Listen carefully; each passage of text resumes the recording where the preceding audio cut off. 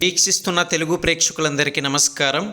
రాష్ట్ర ప్రభుత్వ ఉద్యోగులు మరియు పెన్షనర్లకు సంబంధించి ప్రతి ఒక్క లేటెస్ట్ అప్డేట్స్ ముందుగా మీరు పొందాలి అనుకుంటే ఛానల్ ఇప్పుడే సబ్స్క్రైబ్ చేసుకుని పక్కనే ఉన్న గంట సింబల్ నొక్కి ఆల్ నోటిఫికేషన్ మీద ట్యాప్ చేయండి మరియు లైక్ చేసి మీకు తోటి ఉద్యోగులతో షేర్ చేయండి. పొలిటికల్ మరియు కరెంట్ అఫైర్స్ కోసం ఛానల్ని డైలీ ఫాలో అవ్వండి.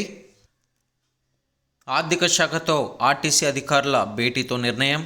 ఏపీఎస్ఆర్టీసీలో ఈ నెల నుంచి పదవి విరమణలు మొదలు కానుండగా ఇటువంటి వారికి ఉద్యోగుల ఆరోగ్య పథకం కొనసాగించేలా అధికారులు నిర్ణయం తీసుకున్నారు.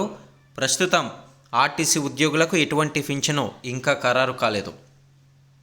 రిటైర్ అయ్యే ఉద్యోగులకు పింఛన్ ఉంటే ఈహెచ్ఎస్ వైద్యం కొనసాగుతుంది.